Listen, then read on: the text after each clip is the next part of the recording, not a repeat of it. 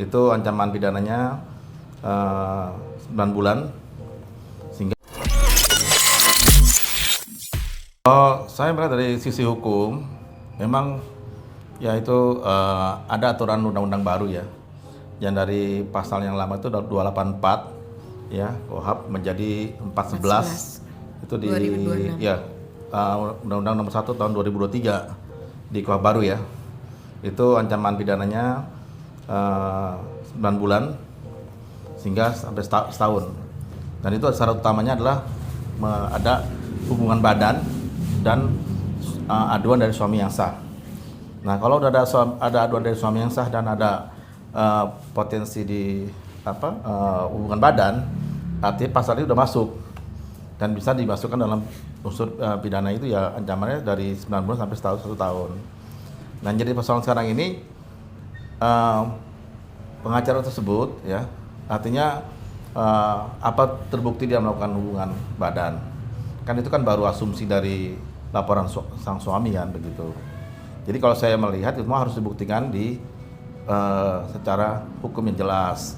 Kalau seandainya memang terbukti dia melakukan hubungan badan, kan di situ kan harus ada masuk dalam undang-undang asusila ya. Artinya itu harus ada saksi, harus ada bukti video, CCTV, rekaman. Jadi tidak semudah untuk menjudge bahwa kesalahan itu dari si pelaku. Nah, kalau kita lihat di sini dia potensinya sebagai istri orang ya, artinya dapat oleh suami yang sah ya. Ya sebetulnya istrinya sih sebetulnya nggak perlu selingkuh ya kalau saya pikir ya. Kalau emang udah nggak suka dengan suaminya ya bicara baik-baik aja. Bicara untuk bercerai baik-baik daripada dia melakukan perselingkuhan justru kena jerat undang-undang baru itu. Undang-undang baru itu yang undang perjinahan yang sekarang dibuat oleh direvisi ini lebih menguntungkan untuk orang yang terzolimi ya, atau orang yang merasa diselingkuhi, dirugikan secara langsung betul. Nah, oleh karena itu saya pikir kalau seorang yang dikatakan pengacara, pasti kan pengacara ini kan sudah pasti tahu hukum ya, dia pasti ngerti hukum juga. Jadi saya pikir apakah itu mantan kliennya atau tempat kliennya saya belum tahu juga. Dan pengacaranya pun juga saya kenal ya, saya tahu juga. Artinya bahwa di sini mungkin menurut saya suka sama suka kali ya. Kalau dibilang selingkuh ya pasti selingkuh itu kan pasti ada rasa suka sama suka dong. Kalau sudah rasa suka sama suka bisa dikategorikan, kalau menurut pandangan hukum saya itu ya jangan dibilang itu selingkuh. Tapi karena di posisinya masih ada suami, tapi jatuhnya juga di undang-undang perjinahan. Masuknya ke persoalan masalah perkawinan juga, udah perkawinan masuk, asusila masuk, perjinahan juga masuk. Dan jadi seharusnya semestinya ya saran saya sih Mas, bagusnya kalau kita mengenal atau suka dengan perempuan ya, artinya dengan wanita yang selain dari pasangan istri yang sah ya, artinya cari aja yang bukan bukan istri orang. Kalau masuk dalam istri orang gitu ya, makanya yang dikategorikan ya membahayakan untuk dijerat dalam undang-undang hukum yang berlaku pada saat ini. Saya pikir seperti itu. Jadi saya pikir harus ada lah yang lebih lebih bagusnya sih mereka istri ini jujur sama suaminya, bilang aja saya sudah nggak suka, saya mau bercerai aja baik-baik begitu. Sama juga seperti yang si suaminya laki-laki ini, bilang aja sama istrinya. Mungkin istrinya kan seorang artis, caranya bahwa saya mau nikah lagi saja kan, diizinkan nggak? Mungkin baru dua istri, mungkin 1 atau 2 atau 3, mungkin mau nambah lagi jadi 4 atau berapa, kan kita bicara baik-baik. Semua ini sebetulnya bisa dibicarakan baik-baik asal ada kesepakatan antara itu, dan tidak bisa juga seandainya tidak jadi perselingkuhan, tapi dia mau menikahi si perempuan itu, tapi statusnya masih istri orang, nggak bisa juga itu. Nggak masuk juga. Karena ada yang dirugikan. Karena ada pihak yang dirugikan. Nah, ada yang dirugikan juga. Gimana Mbak Hima, coba jelasin kalau yang itu. Yang mana nih? Ya masalah dia misalnya dia punya istri, dia menikahi istri orang, tapi dia masih punya suami, kan nggak bisa. Oh ya, nggak bisa. Jadi yang kalau kasus yang barusan ini udah boleh nggak? Boleh, masuk. Jadi kasus yang barusan di obrolan ini, jadi tindak pidana perjinahan pasal 411 yang baru yang 2026.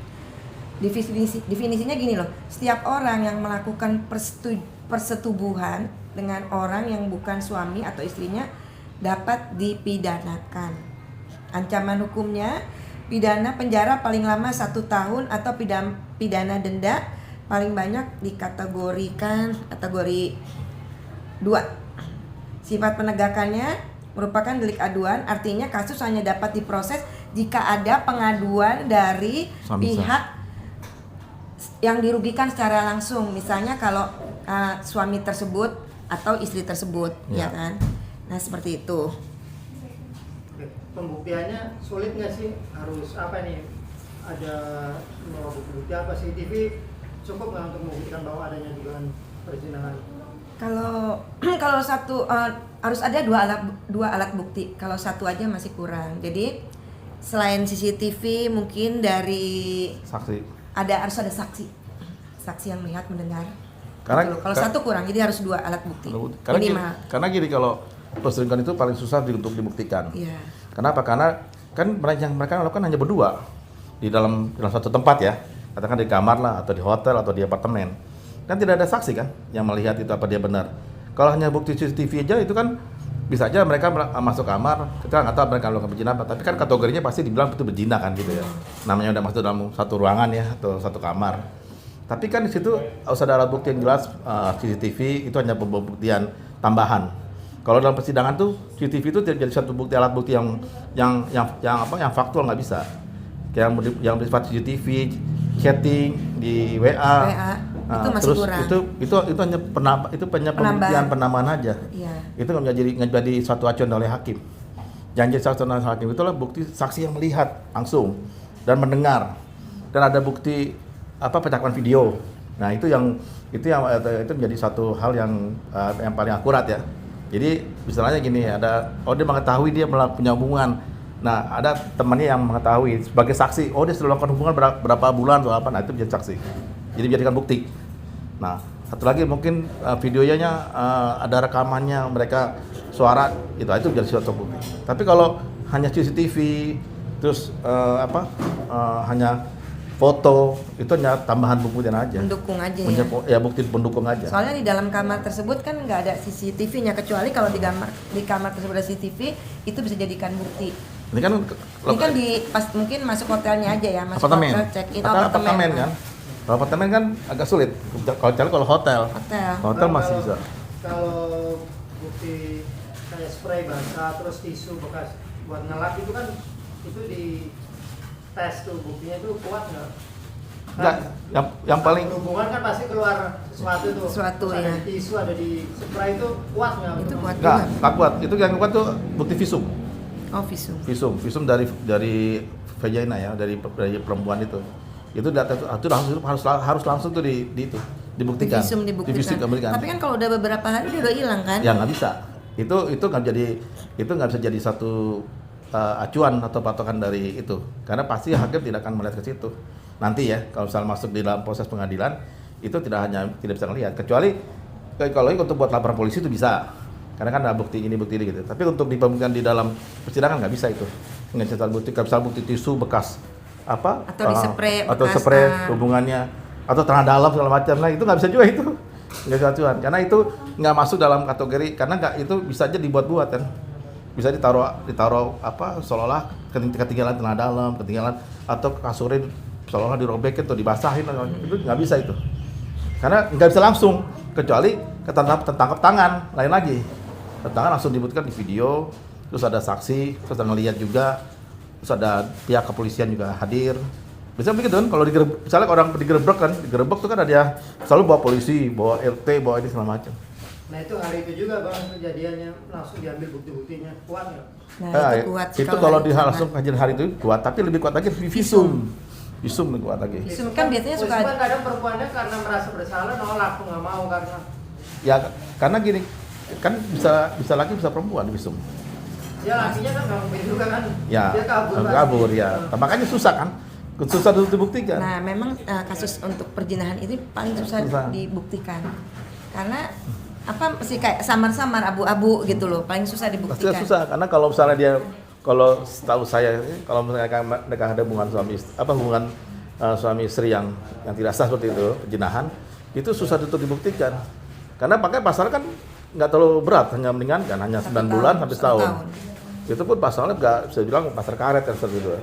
Tapi ini sebetulnya emang ada efek jerah juga dari salah satu dari para pelaku itu kan, supaya tidak melakukan perzinahan, melakukan lagi seperti itu. Tapi kan sekarang ini kan masalahnya yang paling yang paling parah ini kan masalah aib ya. Aib itu masalahnya. Kalau misalnya hukuman sih mungkin bagi dia ya itu bisa dijalankan, tapi kalau masalah aib kan susah. Semua orang udah tahu sekarang nih. Nah, ini bagaimana untuk mengklarifikasi nama baiknya tersebut, apakah dia benar berselingkuh? Apakah ini hanya asumsi doang? Mungkin kita belum tahu nih. Apakah mereka punya hubungan apa? Karena dia pengacara kan. Apakah mereka ada hubungan klien, kerjaan, atau memang dia suka sama suka? Kalau sama suka bukan selingkuh namanya. Tapi karena ini masih punya suami orang, punya istri orang, itu salahnya di situ. Ya tapi ya kembali lagi kalau misalnya dia suka sama suka ya seharusnya ditahan dulu biar proses dulu perceraian. Misalnya ada seorang pengacara suka dengan kliennya gitu. Mereka ada hubungan apa mau mungkin pengen bercerai atau apa, tapi mereka udah pacaran duluan. Nah, itu tahan dulu, nggak boleh dulu, selesaikan dulu masalah ini. Biar selesai dulu dengan mantan suaminya, biar putusan pengadilan di agama selesai, baru mereka mau suka-suka terserah. Tapi kalau udah bablas begini ya udah jadinya kan. Makanya saya nggak boleh ngurusin kasus perceraian. Karena apa? Karena banyak mudaratnya. Begini, banyak mudaratnya daripada manfaatnya. Nah itu, makanya banyak kejadian ini rata-rata ya pengacara memang risikonya situ. Kalau dia dapatkan klien perempuan, apalagi dia punya suami dan dia ingin bercerai atau apa, pasti arahnya bisa aja kejadian seperti itu.